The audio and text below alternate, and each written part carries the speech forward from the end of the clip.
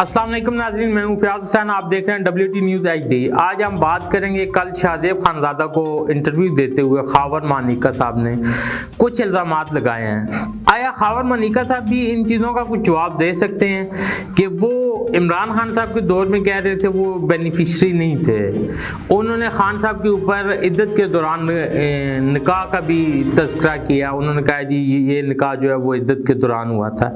तो आया जब ये सब कुछ हो रहा था, जब 2018 से ये सारा शोर था, तो वो 5 साल किस वजह से खामोश रहे हैं? जब उन्हें नजर आ रहा था कि वो प्राइम मिनिस्टर बन रहे हैं तो उनको खामोश होने का कहा गया है, तो क्या वो उस टाइम उनकी अपनी क्या जाती मजबूरियां थी? उस टाइम उनको ये शरीयत या ये बातें जो है वो नहीं याद थी। उस टाइम उनको ये नहीं पता था कि उनके खानदान की कोई इज्जत भी है, वो पाक पतन के एक रूहानी घराने से उनका ताल्लुक है। और आया वो कौन सी शरीयत है जिसमें किसी रूहानी घराने में भी एक औरत को जो है वो मरीज रखने की इजाजत है, और एक मर्द को जब उसको पता हो, एक खामन को पता हो कि उसकी बीवी जो है अपने मरीज से अलाजगी में मिलती है, और उसको उस टाइम कोई इतराज भी नहीं था। और जब वो सिर्फ अपने इंटरव्यू में बार बार ये कह रहे थे, मैंने उसे कहा मुझे बताया करो। तो भाई आप जब एक जगह से दूसरी जगह पर हैं, आपको वो बता भी नहीं रही, वो उस मरीज से बार बार मिल रही है, तो आप उस टाइम क्या पंग भी कर सो रहे थे? क्या कर रहे थे आप खावर साहब? आपने आज एक इल्जामात साबिक वजीर आजम पर लगाए, इसमें कोई शक नहीं साबिक वजीर आजम से गलती हुई होगी, उन्होंने गलत किया सब कुछ। लेकिन आया 5 साल तक आपकी वो क्या मजबूरी थी कि आप जो है 5 साल तक खामोश रहे? अगर आप अभी कह रहे हैं कि आपका ज़मीर जाग रहा है या आप बड़ी घुटन महसूस कर रहे थे, तो वो 5 साल तक आपने घुटन क्यों नहीं महसूस की? वो 5 साल तक जब आपके खानदान जो है वो करोड़ों से अरबपति हो गया, तब आपको वो घुटन क्यों नहीं महसूस हो रही थी? अब जब इमरान खान के ऊपर बुरा वक्त आया तो अब आपको वो घुटन याद आ गई। इसी तरह इमरान खान को भी इन बातों का जवाब देना पड़ेगा। चलें तोशा खाना एक अलग केस है, अगर वाकई उन्होंने इद्दत के दौरान निकाह किया है तो ये उन्होंने एक संगीन गलती की है। हम लोग बेशक उसको जो है बिल्कुल लाइट मोड में ले लेते हैं, ये उनका जाती मामला है, बेशक ये जाती मामला है, लेकिन ये एक शरीयत का मामला भी है। मुफ्ती सईद साहब जिन्होंने निकाह पढ़ाया था, उनको भी इस बात का जवाब देना पड़ेगा कि उन्होंने दूसरा निकाह क्यों पढ़ाया, जब उनको पता था कि ये पहला निकाह इद्दत में हुआ, उस टाइम वो क्यों नहीं बोले?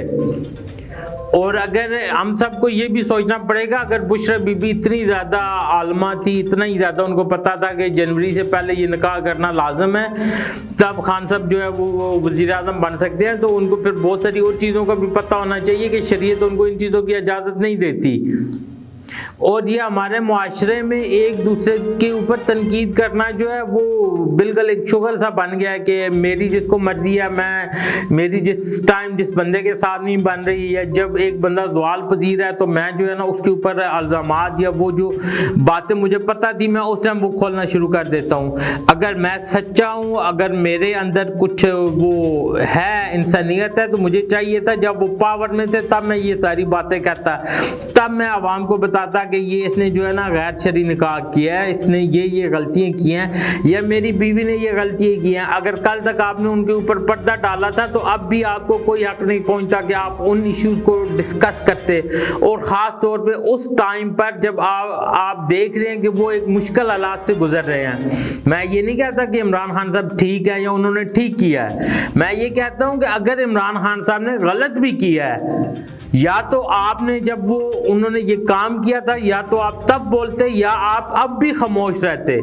या आपका ज़मीर उस टाइम जागता जब इमरान खान साहब बिल्कुल बाहर होते और उनको कोई इशू ना होता, आप उस टाइम कोई बात करते, हम आपकी बात को कोई अहमियत भी देते, हमें कुछ समझ भी आती वाकई आप कुछ ठीक कह रहे हैं। लेकिन अभी तो आप जो कुछ भी कर रहे हैं वो तो बिल्कुल एक इस तरह समझ आता है जैसे जो है ना वो इमरान खान साहब के ऊपर एक इल्जामात की बौछार इस वजह से की जा रही है कहीं वो बाहर न निकल सके, उनको मैक्सिमम जो है वो दीवार के साथ लगाने की कोशिश की जा रही है। यही काम पहले मियां साहब के ऊपर होता रहा, उन पे कभी उदैबिया का मामला उन डेल दिया गया, कभी वो 18वीं तरमीम, कभी उनके ऊपर देबिया का मामला डाल दिया गया, कभी उनके ऊपर एमन फील्ड डाल दिया गया, उससे पहले मुशर्रफ साहब के दौर में 13 हाईजैकिंग केस आ गया।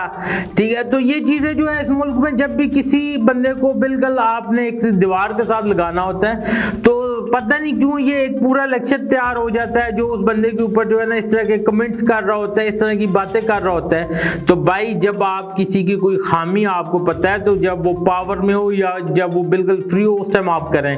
जब वो वैसे ही वो चारों तरफ से वो क्या कहते हैं दीवार के साथ लग चुका है, अब आप उसको जो है ना वो आकर किंकरियां मारना शुरू कर दें, ये भी इंसानियत नहीं है। हम सबको इन सब चीजों के बारे में सोचना होगा। अब तक के लिए इतना ही। अल्लाह हाफिज।